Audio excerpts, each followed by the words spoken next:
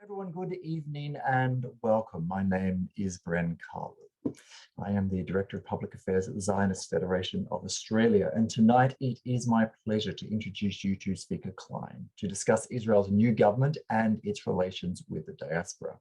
But first, I'd like to begin by acknowledging the traditional owners of the land on which I speak, the Wurundjeri people of the Kulin Nation, and pay my respect to their elders past and present. And knowing that this conversation is being watched in every Australian state, I would like to acknowledge the traditional owners of all the lands on which people are watching this. You have tuned in this evening to meet Zvika Klein. Zvika is the Jewish world analyst for the Jerusalem Post and considered one of the world's top journalists specializing in Jewish diaspora affairs. Born in Chicago in the United States, Zvika made Aliyah to Israel as a child. He served as an advisor to Israel's president's office on Israel-Jewish diaspora relations and has also worked for Hebrew language newspapers Ma'ariv and Makor Rishon. I'd be personally interested to find out how and why Zvika started to focus professionally on Israel diaspora relations, but I will leave that to our host Yossi Goldfarb to find out. Yossi is well known to many of you as the president of Zionism Victoria and the perfect person to really come to grips with tonight's conversation. And so without further ado, Yossi, I will hand the floor to you. Thanks, Bren. Good evening, everyone, and good morning, Zvika, and thank you for joining us from Jerusalem. Zvika, just before our guest joined us, we were talking quickly about the weather, and you were saying that it was sunny and cold in Jerusalem, but from our perspective, things seem pretty hot in Israel at the moment. Yeah. What's let's start off getting right into it. What's the hottest issue in Israel at the moment, Zvika? You know, the news cycle in Israel is so crazy, and I'm sure you guys know, because it's very difficult to follow from another country. Even just living in this country, it's difficult. But obviously, I would say, the hottest topic is not surprising. It's really the judicial reform being introduced and actually voted on, part of it today at the Knesset. So, there are every Saturday night, there are big protests. I think last night there was around 250,000 people protesting against this reform. So for the first time, there was also a protest from right-wing Israelis who were against it in Jerusalem. I live in a settlement called Efrat in Gush Etzion, and there was actually a demonstration here a week ago, which is surprising because you wouldn't expect that type of a demonstration here. But it's definitely, taken over all the news cycle. There's not a lot of room for things other than that. And it's funny because, I don't come from like a legal background, but it's like, if you listen to the radio today, every day, you get a lot of, education about what it is, to be a lawyer, etc. So it's interesting, but also, it's also concerning, I think, for people from both sides. Sure. Well, never has constitutional law been such a hot button issue. Anywhere really. Zvika, like we're all very aware that the judicial reforms are something that is galvanizing a lot of support, and in some ways, the more things change, the more they stay the same. There were protests the last time Prime Minister Netanyahu was Prime Minister, and then there were a similar weekly schedule of protests now that he's Prime Minister again. Zvika, before we get into some of the issues, perhaps you could give us... I just have to say it's a little different, though. I just had to say, because these demonstrations aren't against the Prime Minister. No. Right.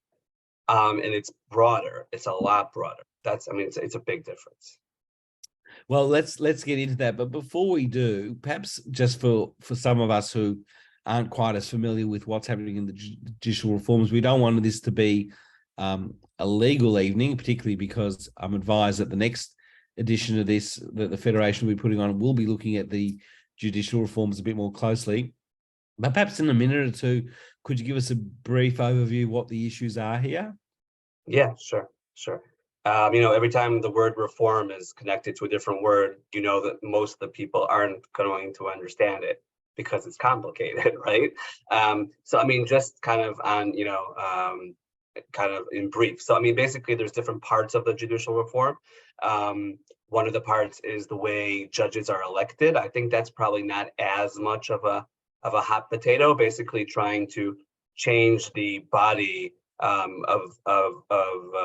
elects the judges for the Supreme Court, and to have more politicians on that, or elected officials, even just like from the local government, local authorities, in order to change that. Basically, there's a lot of criticism from many sides of Israeli society that there's only one Sephardic chief, justice in the Supreme Court, and the Moroccan Jews are the largest group of Jews here in Israel, and that's just one. So I mean, the fact that for years they were segregated, as well as people who are religious or Haredi, people who are more to the right.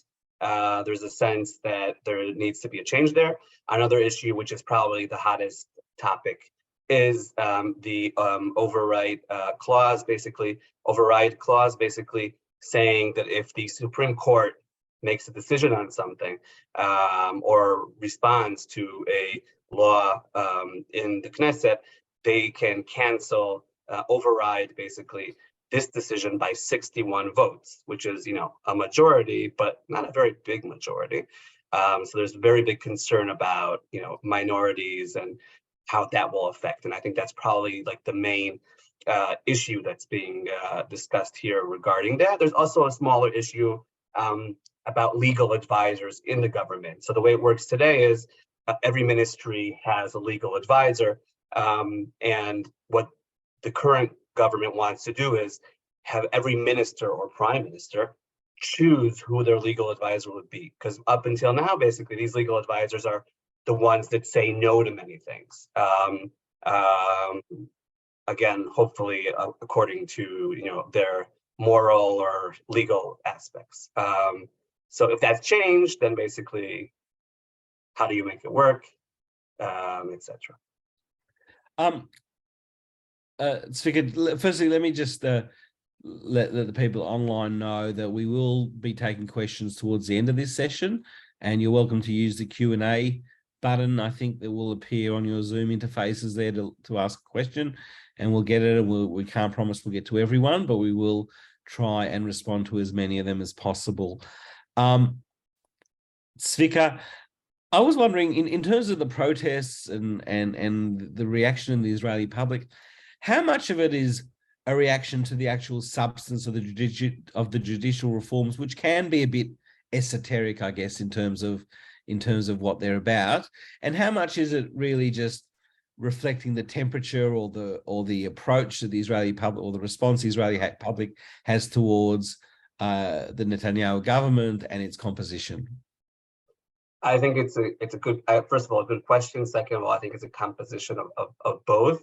I mean, first of all, the fact that there are parties that for the first time are members of this government who are considered to be extreme right on many issues and aspects is disturbing for many groups in the Israeli society. Think about it, except for the Likud, all the parties are religious, whether religious Zionist, Otzma Yehudit, or two of the Haredi parties. So, it's, and they had very high demands. Many people in Israel feel that their demands were answered in a too gracious of a way. So, I mean, obviously, yes, there is, just like the background, but I feel like it's more than that. I mean, obviously, the opposition is enjoying the fact that there's been, but it's broader than that. I mean, as I said, there was a right-wing demonstration last night. There are people, people that I know who are, right-wing voters who are not happy with this type of. Again, I think there's a very big majority in Israeli society that feels a need for some sort of a reform.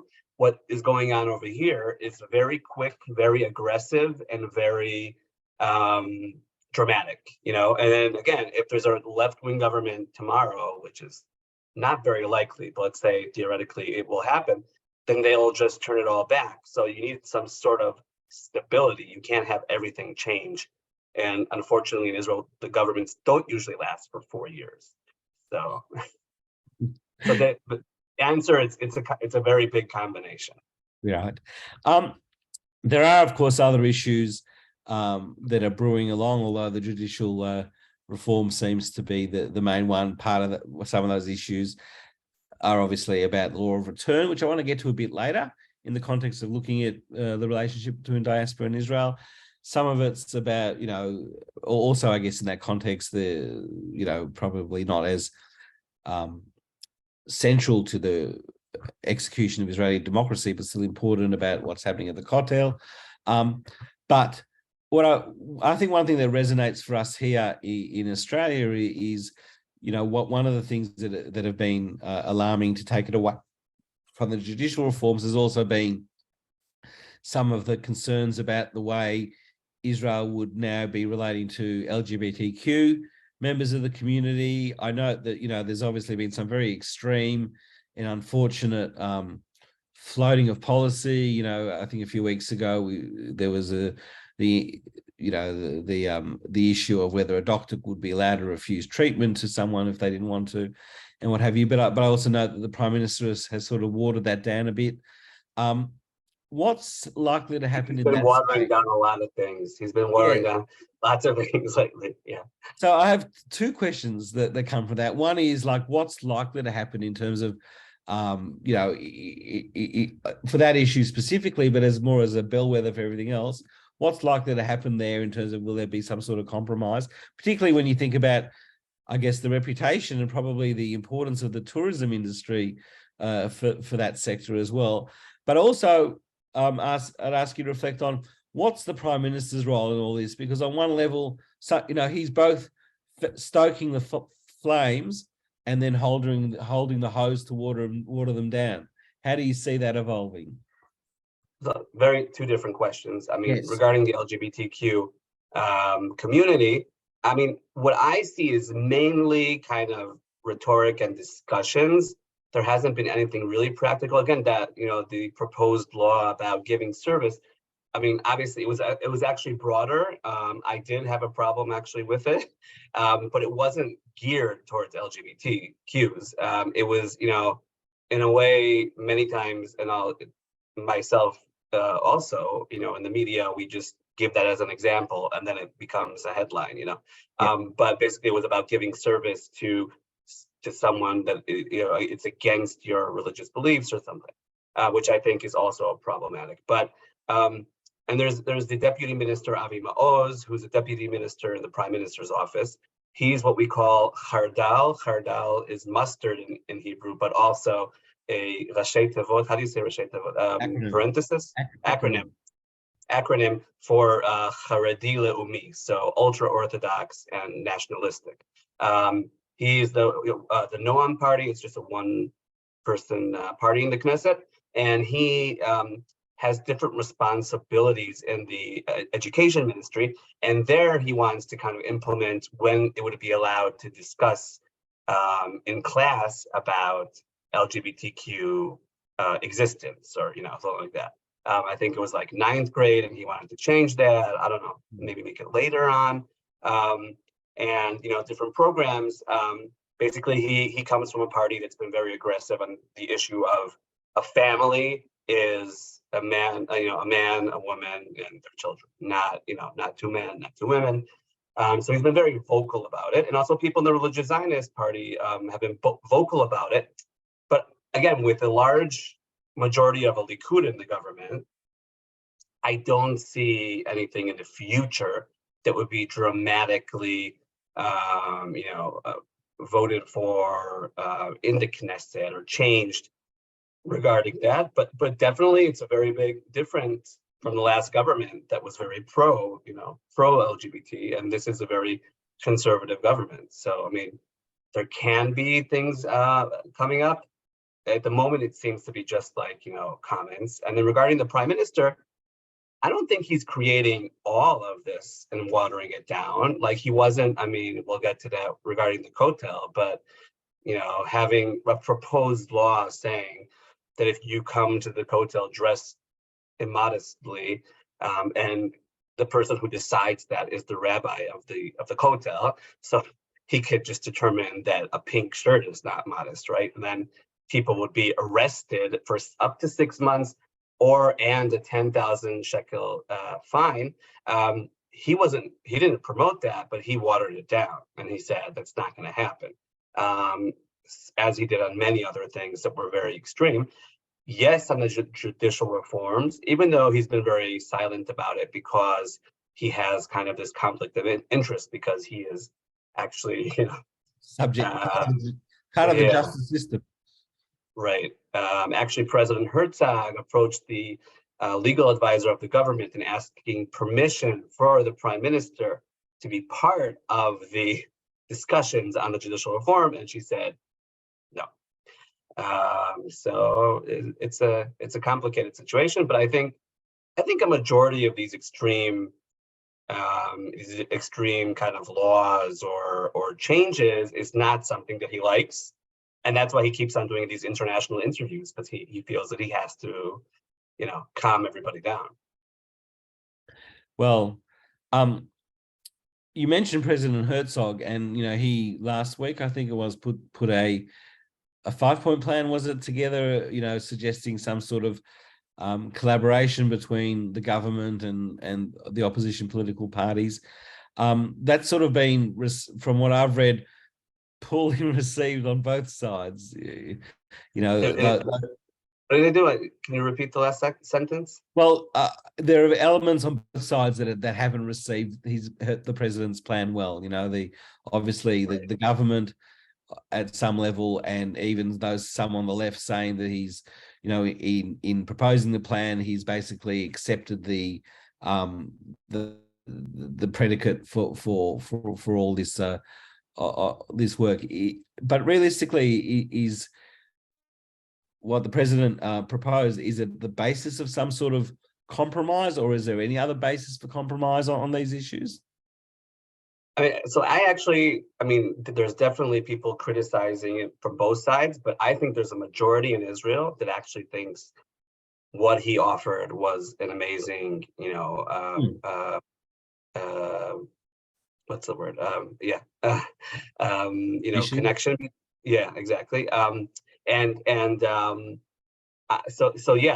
I feel that the ones that were criticizing were on the extreme. It wasn't the mainstream. There's a mainstream in Israeli society that wants them to find some sort of a solution. And I think just before this, we opened up the cameras. I think, we spoke before about how the Likud party, which is the majority in the coalition, there was just a survey that was published that said that a little bit more than half of the Likud voters supported some sort of a compromise or stopping, the reform and the amendments until it's discussed by President Herzog. So, and I think it was amazing how President Herzog, there was people who were in the room saying how Herzog's hands were shaking. He was holding the pieces of paper.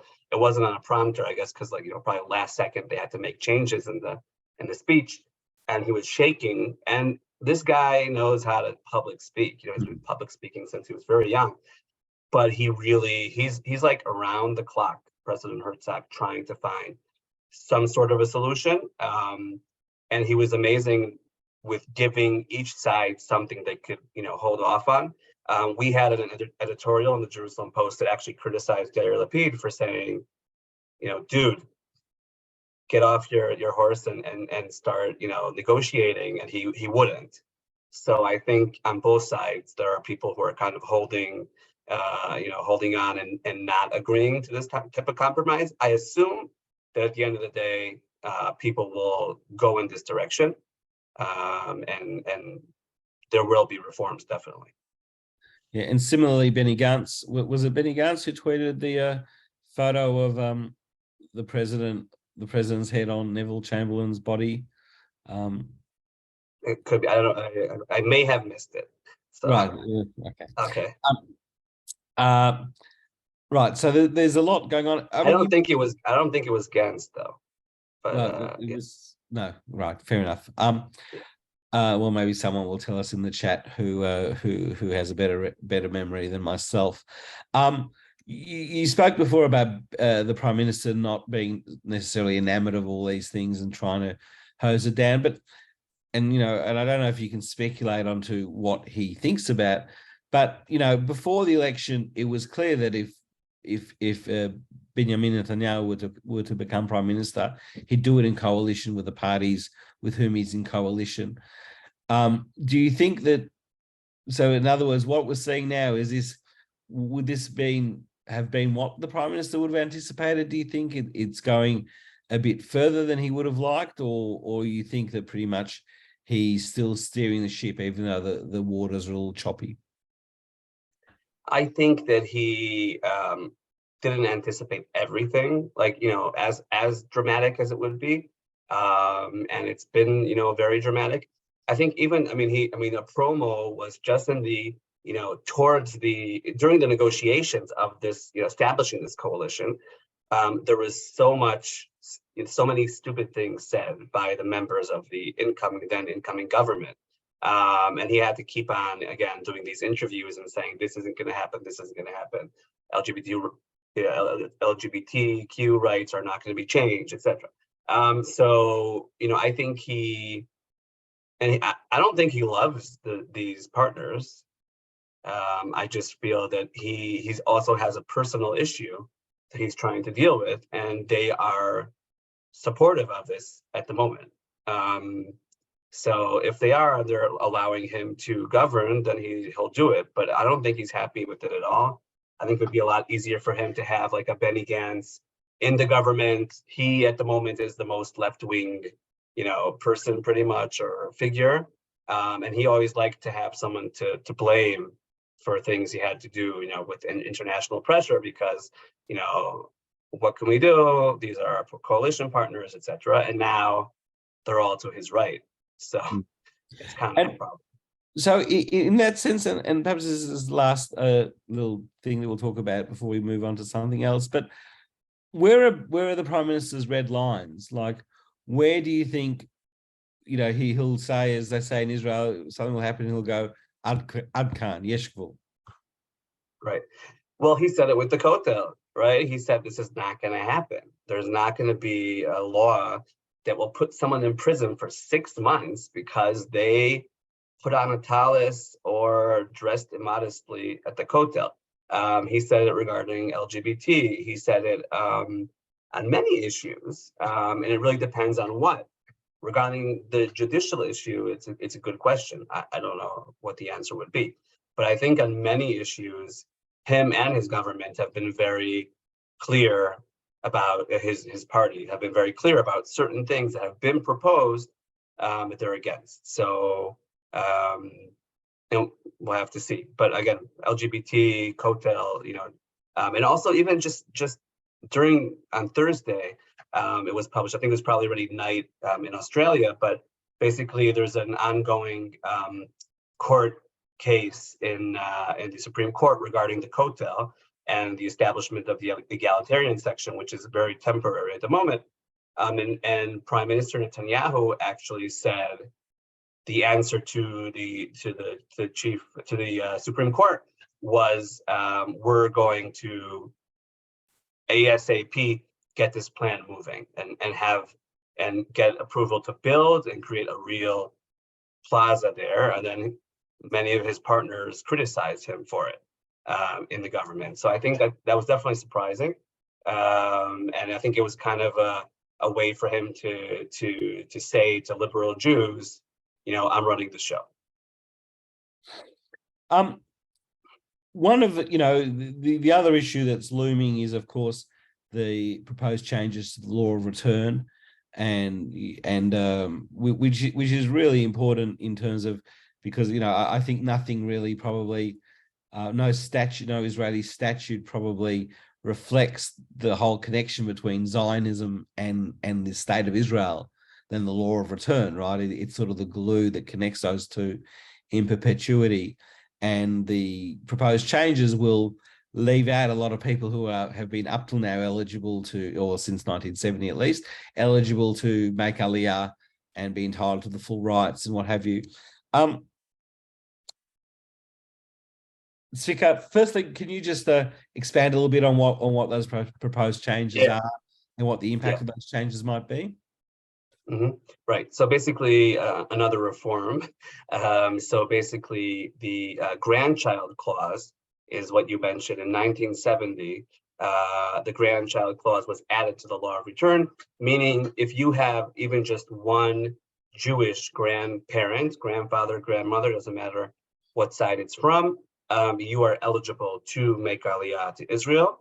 That doesn't necessarily mean that you'll be able to get married, at the chief rabbinate or be buried in a Jewish cemetery, which is a different story. But you'll be able to make Aliyah, and the proposed amendment pretty much said, either canceling the grandchild clause or making it more difficult for people to use it, or maybe because basically now you could actually even use it for another generation above.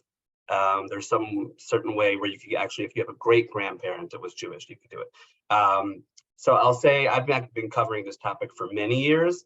The main issue has nothing to do with Australia, United States, France. It has to do with the former Soviet Union. In the past year, there were 75,000 people who made Aliyah from around the world, but a majority of them are from Russia and Ukraine.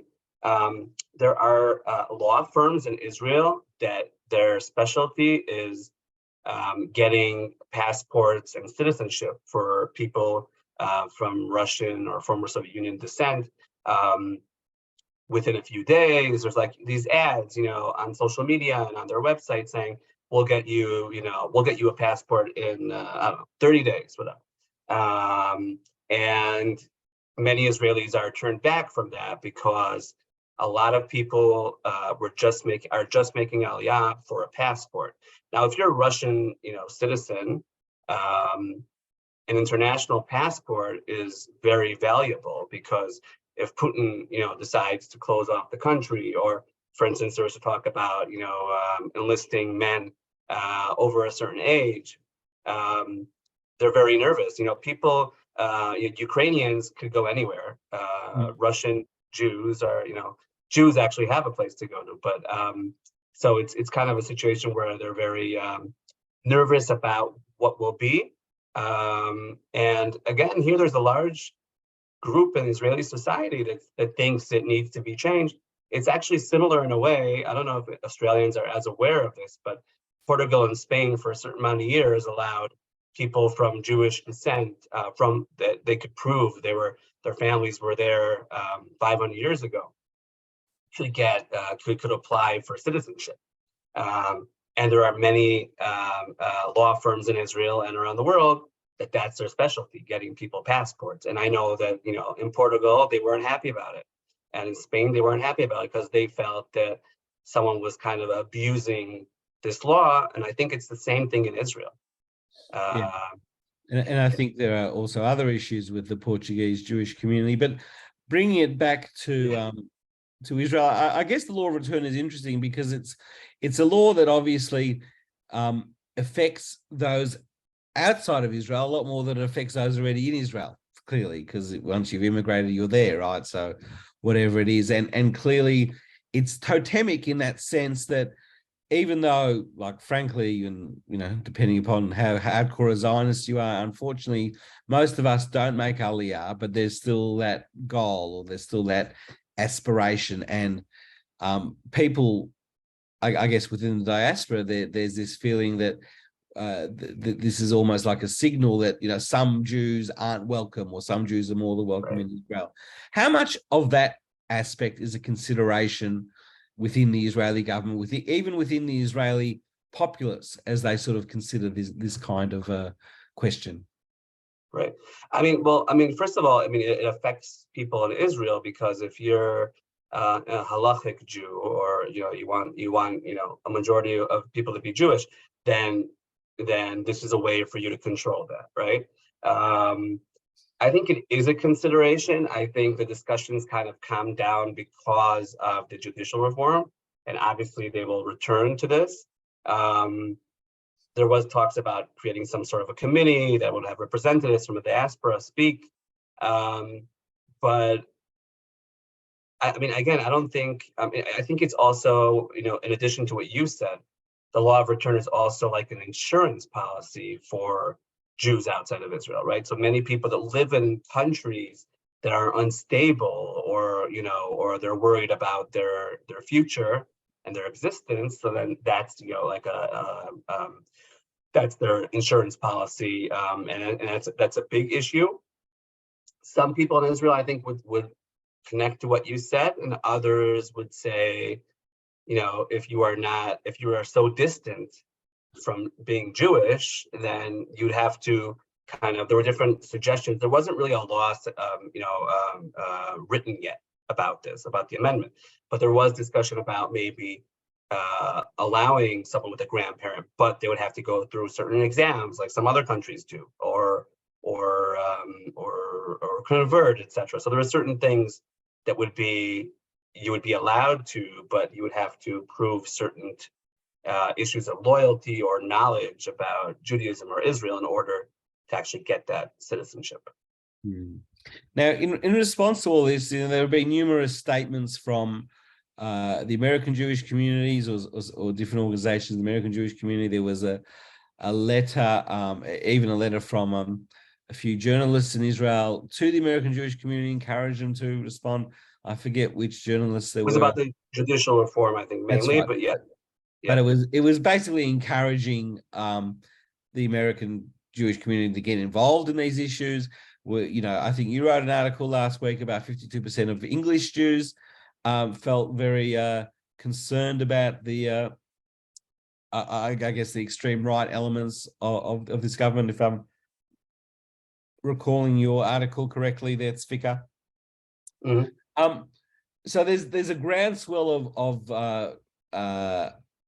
concern, and in some cases opposition, coming from the diaspora towards Israel. And from our point of view, we understand. I mean, I think that there's, as someone said to me last week, we love, here in the diaspora, or at least in Australia, we love Israel unconditionally, but not uncritically.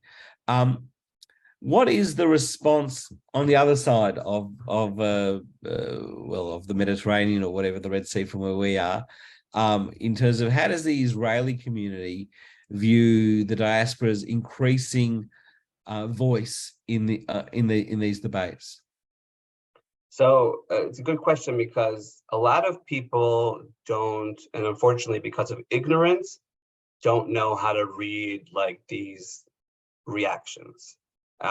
Many times the reactions are just displayed in English-speaking media, or they may make it to the Hebrew-speaking media, but then it's like it's automatically perceived as like criticism, or another group is not supporting the government for doing this, instead of what many of the organizations and leaders want is kind of to say, we unconditionally support, but we're worried, but we're whatever. And because we care and we're the good guys, we're not the bad guys.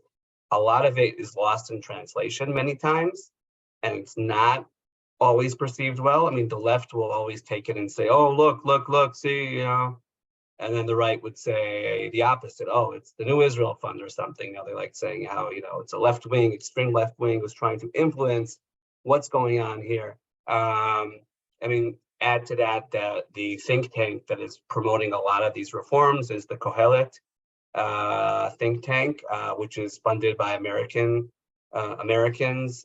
conservative Americans, politically conservative. So, it's kind of it's a very sensitive issue, and it's not always read exactly the way it's written overseas.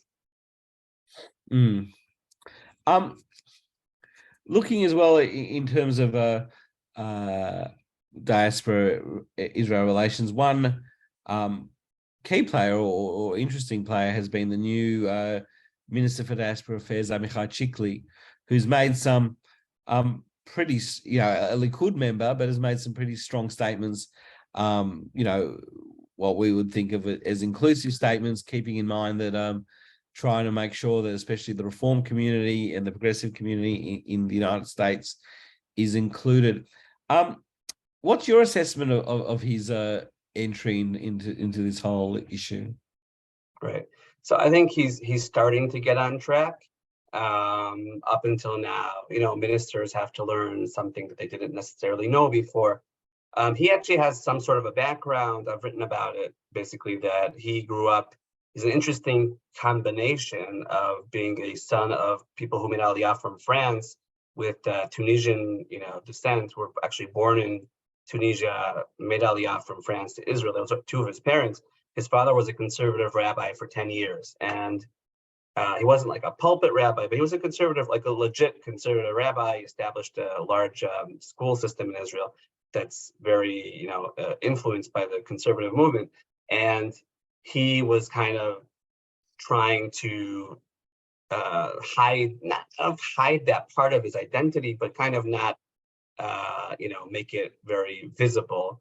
And I think he, the article I think you kind of mentioned was he did an interview on a Haredi radio, and they're talking about the law of return, and they asked him also about reforming conservative Jews. Are they part of this, law of return? And then he just like lost it and yelled at them for 10 minutes about how, how can they, give up on these Jews, how Zionistic they are, how they supported Israel and support Israel. And I felt like he needed to be pushed to that. Again, this is my analysis, but he needed to be pushed to that state where he was actually confronted. And he grew up in all the conservative movements, kind of youth movements, camps in Israel, even in the US. Occasionally, he's not the classic, kid of a conservative rabbi in Israel, because his father actually gave up being a conservative rabbi 10 years later. They're Sephardic, they're like traditional.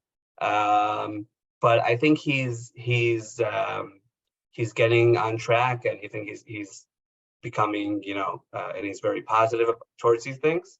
What he's actually very interested in is the issue of BDS and anti-Semitism, which is kind of less what the previous ministers were into, but everyone takes it kind of to their own direction.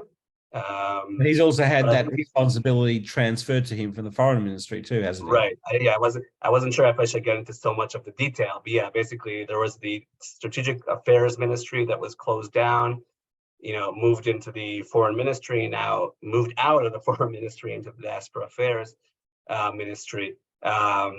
So again, we'll have to give him time and see if he'll be able to make this. But I feel like he still hasn't identified the fact that he can be a bridge.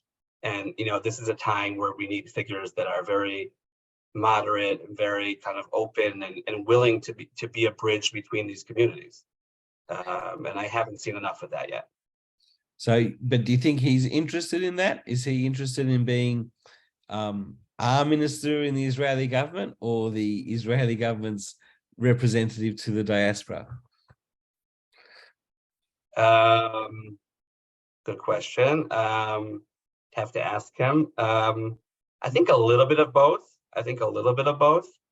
But again, you also have to, in order to represent somebody, you have to learn and to know. And so he has actually, better than some other ministers, he has a certain background, but it's not, it still has to be defined and determined. And by the way, his first visit to the US, he met with, heads of the Reform, Conservative, and Orthodox movements in North America. Unfortunately, I will say that there are certain ministers in this government who would not meet with these same people. So, in a way, it used to be a given, I think, but it's definitely a positive side.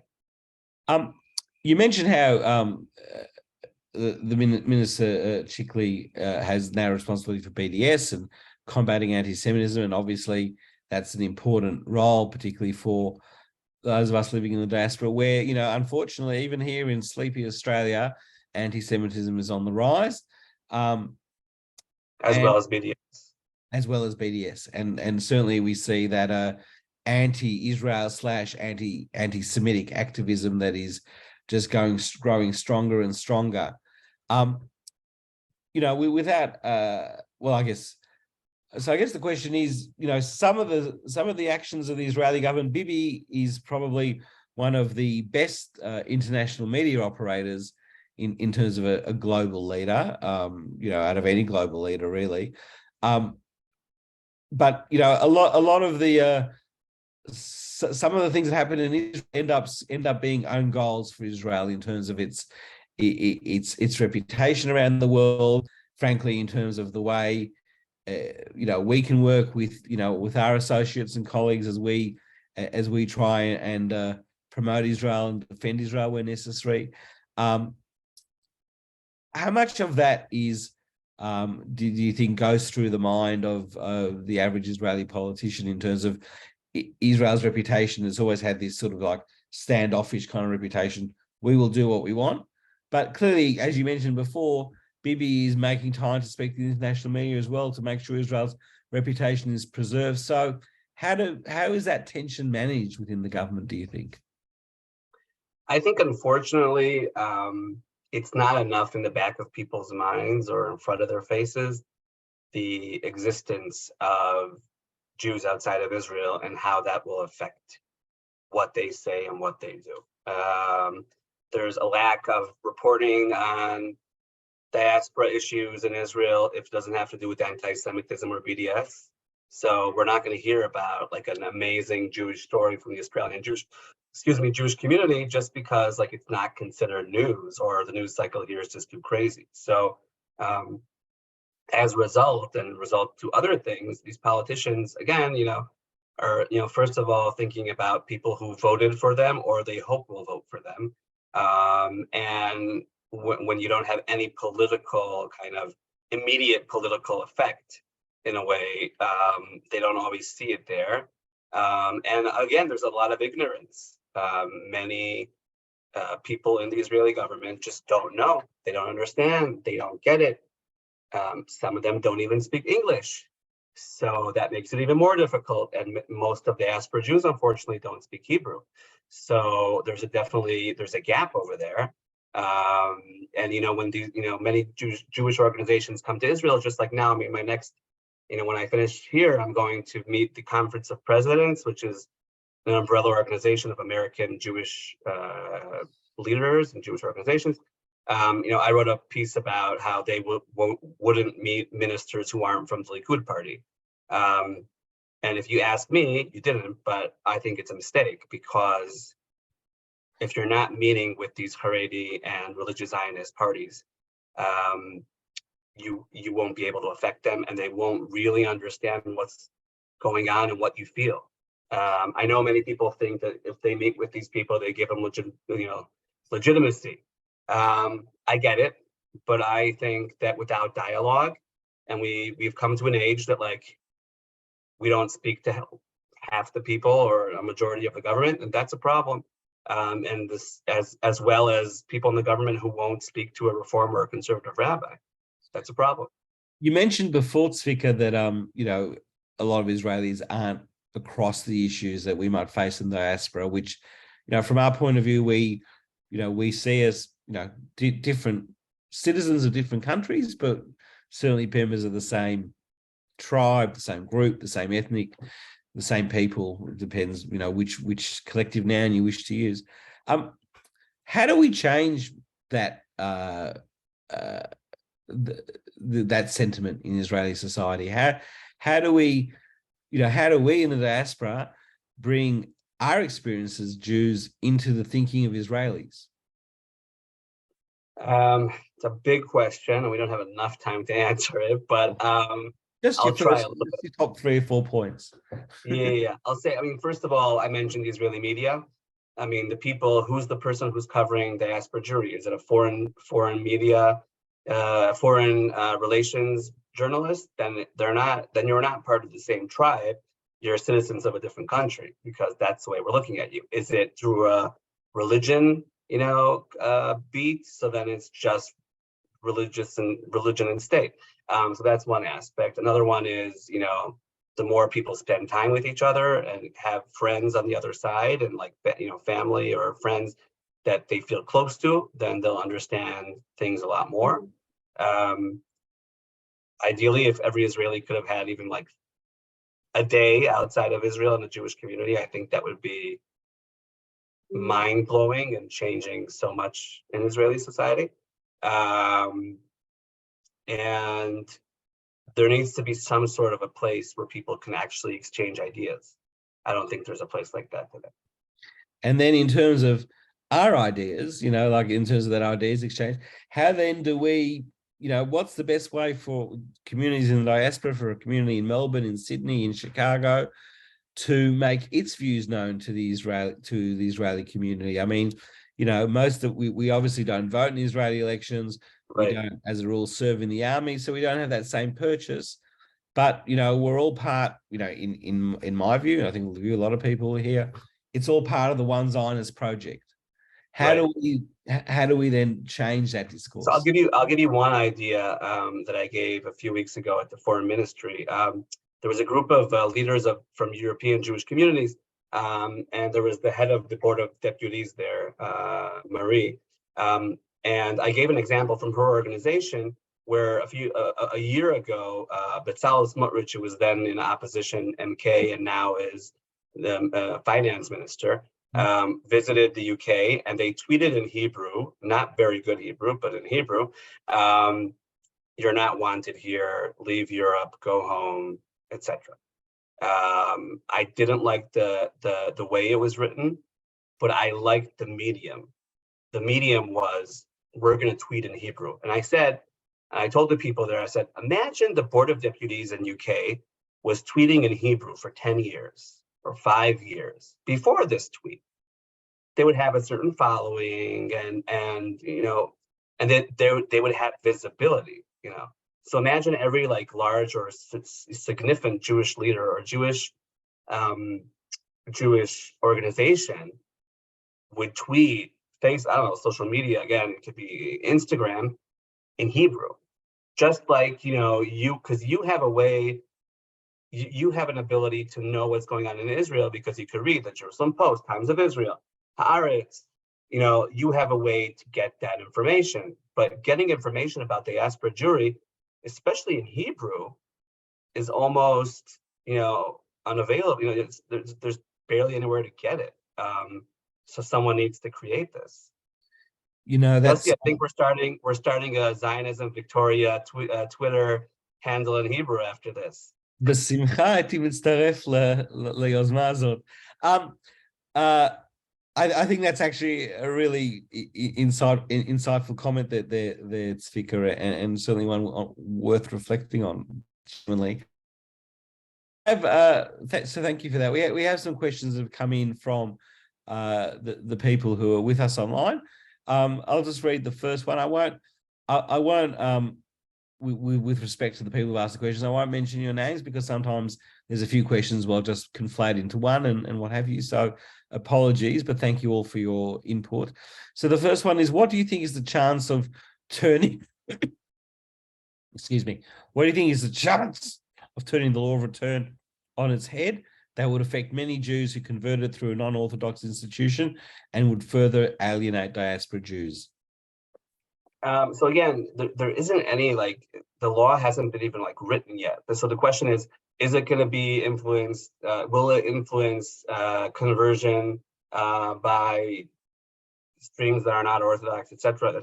It remains to be, questioned. But I think there is a chance of turning it or of making it more mild, but there needs to be a campaign, a smart campaign run, and as broad as possible, because if anyone in this government feels it's some progressive group of extreme left, leaders trying to promote some sort of demonstration, then it's not going to be even listened to. But if it's something that comes from love and explanation, and as I said, maybe even in Hebrew, and smart, and again, as many, not something like fringe, something really kind of mainstream, I think that could definitely, influence, but also meetings and discussions, etc. But it needs to be thought of very well. Okay, thanks.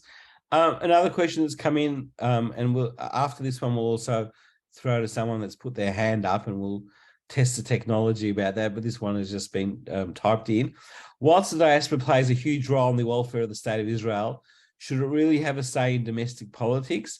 The ultimate question is the security of Israel and who is better situated to enforce it. So I guess, paraphrasing this question, in similarly to the way I asked, what are the Prime Minister's red lines? Are there red lines for the diaspora to be connecting with Israel or being critical of Israel?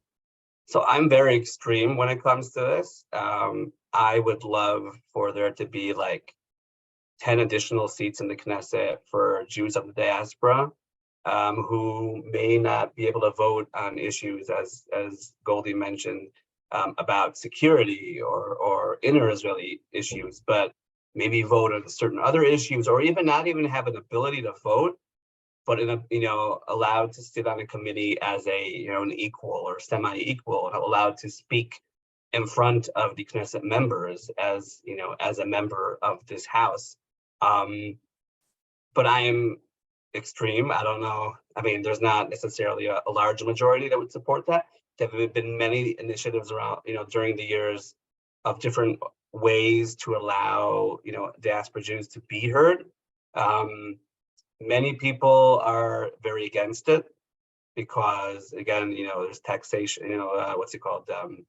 You can influence if you pay tax, but representation and taxation. So, I mean, it has to be really determined, and it would probably only be very specific issues. I mean, there was the former government had a suggestion by Knesset member Tila Friedman, which was some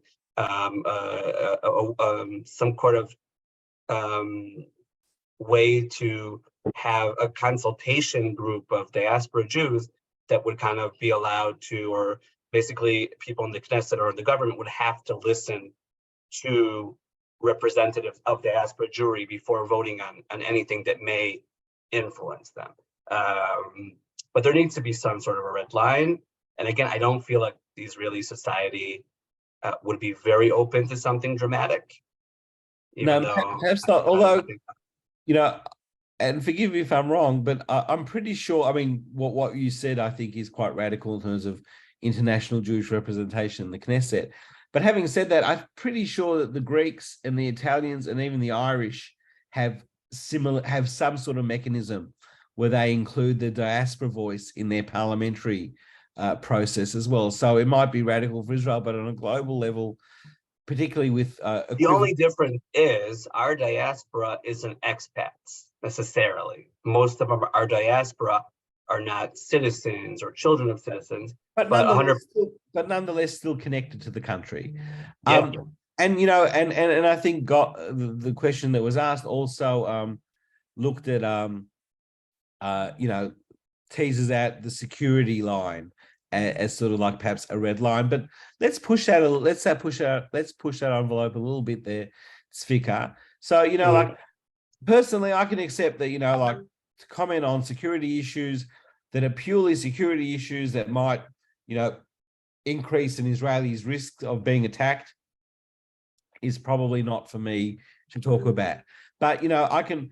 But in the diaspora, we have strong views on, say, which neither the last government nor this government seems will make a lot of positive progress with, in terms of peace with the Palestinians, which can be interpreted as a security view, but is also not just a security view, right? So, to say that we should be making peace with our enemies, and therefore, I'm just going to use an extreme example. This is not necessarily what I believe. This is not what I believe, but speaking to Hamas, for example, is something that Israel should do. Where does that red line really sit in terms of how much is it, using security as we're just a foil to say you cannot speak about this, and how much of it is actually reality? With regard to diaspora or in general? With regard to diaspora, particularly about, where it gets into that murky security red line kind of thing about commentary. I don't think there's any way to draw a red line with this regard, because everything is so complicated. Like, how are you gonna define what part of it? And again, every time there's the IDF has an operation or a war, it directly influences diaspora Jewry.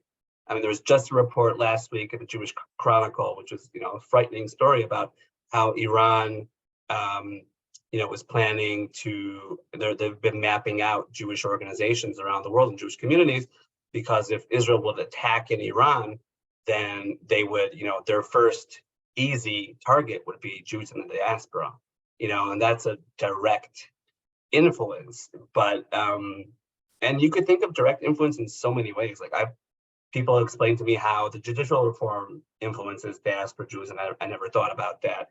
Obviously religion and state, but I think it would be very difficult to draw a red line, and it would be very problematic to actually, have people institute some sort of a law. Therefore, it has to be something, I think, like informal or representative or influenced in a certain way. But it would be very difficult as a democratic country to have that sort of influence from the outside in issues of actually voting or making a direct influence. Okay. Now we're going to try and connect to one of our online people, Naomi. Naomi, over to you with your question. And you'll probably need to take yourself off mute, Naomi. Well, these things often don't work, and I guess let's go to another question while we see if this could be figured out. This is another question. How much and for how long would the taxpayers and fighting forces, I guess the IDF, put up with the Haredim influencing the human rights aspect of the Supreme Court? So in other words, to paraphrase that a little bit more, how much would secular Israelis accept the non-secular Israelis are sort of driving that human rights agenda in that sense, or that civil agenda? Regarding what law with the changes to the Supreme Court.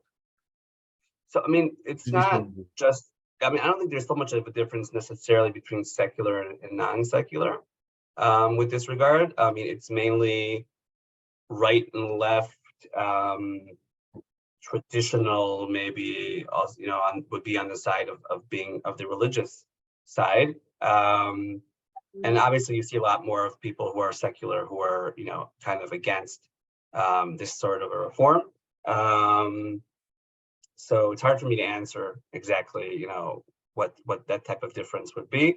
But I think it's also changing slowly, because you see a lot more of an opposition amongst people even who are religious and right-wing to the way it's being done. And I think, derech eretz kadma Torah, there's a certain way for us to act and to speak. And I don't feel that, both of the sides are respecting that.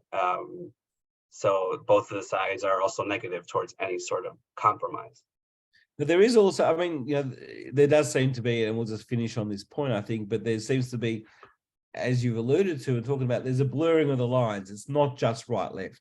It's not just religious, non-religious. There's right. But I'll say there's a pretty, I would say 90-some, again, I'm not basing this on any survey, but a majority of right-wing voters and a majority of religious people think there needs to be some sort of reform in the legal system. And there are many people also on the left who feel that there needs to be people from inside, people who are lawyers or people who deal with this issue, think there needs to be a change. But a majority of people in Israel feel that it's just too dramatic, too quick, too extreme. I don't know if this is just an Australian saying or it's said around the world in English, but I guess the trick is not to throw the baby out with the bathwater in terms of the call for reform. You even say it in Hebrew, so excellent. I've never heard that, but great.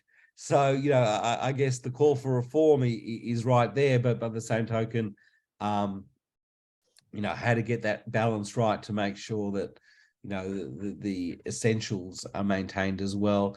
And I guess that will Bren will talk about this in a moment, but I guess that's a good segue into our next conversation, which will be in a little while, looking more closely at the judicial reforms. Zvika, I'd like to thank you so much for an engaging and engrossing conversation. I think that we've been here in Australia have been able to understand a little bit more deeply about the context that's happening in Israel and the tensions and on a positive side, one of the things we didn't have time for, which I did want to ask, but we'll leave it for another opportunity, is I'm sure there's good things happening too with the new government as well. It's not just, we always tend to focus on the bad, like I only ever care about my football team when it loses, not when it wins. But, I think it's a really engaging moment in Israeli society. And, I'm pleased that, we are looking at it. And as a community, we will certainly be looking at this more closely, and we'll have much more to say in the coming weeks. And so I will, so personally. And say it in Hebrew, Yossi. Toda rabah, Zvika. Toda rabah. No, I said say it when you have a response. Make sure the response is also in Hebrew.